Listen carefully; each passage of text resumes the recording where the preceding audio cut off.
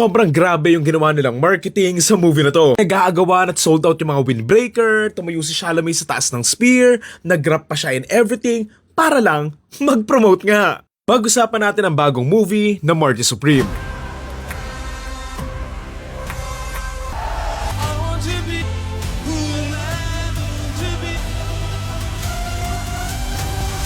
What do you plan to do if this whole dream of yours doesn't work It out? doesn't even enter my consciousness. Kung mapapanood mo yung trailer nito and wala kang idea, hindi mo aakalaing tungkol to sa table tennis eh. Sobrang seryoso, dark and gritty, ang ganda ng cinematography, ang bigatin ng mga actors, tapos tungkol lang pala to sa isang lalaking magaling sa pagte-table tennis. Never kong naisip na mag-e-enjoy ako sa isang movie na tungkol nga sa table tennis, pero ayun, sobrang nag-enjoy ako dito. Oo, inspired to from a true story and a biopic, pero partly lang din. Kasi nga, para lang din tong paranormal activity, tapos sinasabi nga nila, di ba na, based to on a true story kahit hindi naman. Oo, yung character ni Chalamet dito ay base sa isang real-life table tennis champion noong 1950s na si Marty Reisman. Oo, may mga parts na totoo nga daw, pero mostly, dinagdag na nga lang since highly fictionalized na nga rin yung kwento nito. So yeah, even though hindi talaga siya talagang nangyari nga sa totoong buhay, what I love here is that enjoyable siyang biopic. Just the fact na nandito nga si Tyler the Creator, okay na eh. Akala ko sasayaw siya ng sugar on my tongue. Kumbaga ayun nga, there wasn't a dull moment in the story, pataas ng pataas yung mga stakes and risk, lagi kang kakabahan, inaabangan mo nga yung what's next on every scene, and alam mo yon, dyan din talaga yung magaling yung director nito eh. Panood niyo ba yung movie na Uncut Gems? Sobrang magkaka-anxiety ka doon, and ganun din yung naramdaman ko dito sa sobrang dami nga nung mga nangyayari. Ang maganda dito kahit madaming nangyayari, maraming mga subplots and everything, ang ganda pa rin ng pagkakasulat ng lahat na magkakakonekta pa din siya na sa dulo, it all makes sense kung bakit nangyari yung lahat ng yun eh. Alam mo, random happenings lang like with the actress, yung matandang may aso, and iba pa, lahat yun, important to show and to build yung character nga ni Marty. Sa dulo, nangyari nga yun lahat for the finale to have more weight and more meaning na ang dami nang nangyari kay Marty eh. Kumbaga, walang-wala na siya, so ano pa bang mawawala pa sa kanya?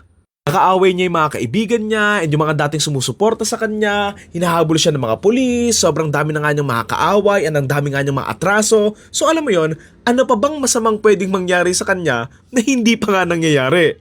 Anong nanalo sa dulo? Parang ako din nanalo eh. Kasi 'di ba? Naging kalaban din natin yung Japan.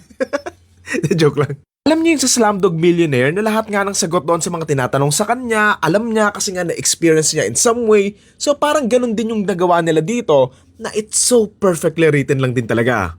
Again, I love the editing along with the visuals. It's very dark, it's very gritty, and it fits the time kung kailan nga nagaganap yung movie and its setting with the very complicated story nga na pinresent nila. Isipin mo nga, si Marty yung bida na hindi likable eh. Kumbaga, he's a very unlikable protagonist kasi nga mayabang siya, madalas siyang mag-self-sabotage, and ang dami nga niyang poor choices. Kaya nga siya nasasali sa mga gulo in the first place eh. Pero ayun, at the end of the day, he's still charismatic as hell nga. Titignan mo din naman, confident na tao lang din naman din talaga siya eh. So ayun nga lang, nasasobrahan ganon. Pero may talent din naman siya, kaya lang nga, due to his poor decision makings, minamalas lang talaga siya palagi.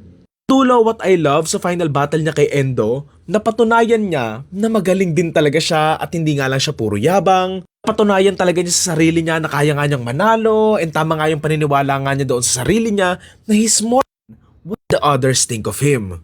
Tipong kailangan niya talagang manalo para nga maging worth it naman yung lahat nga ng na-experience niya, and ayun, na-redeem naman niya yung sarili nga niya doon sa may dulo mula nga doon sa mga pagpapahiyangang naranasan niya, katulad nga nung ginawa sa kanya ng isang lalaki na pinalo-palo nga siya sa puwet. Kaya for me, it's a beautiful ending na okay na siya, nanalo nga siya, and nakita nga rin niya yung anak niya for the first time, and now, eto na yung start ng next chapter ng buhay niya.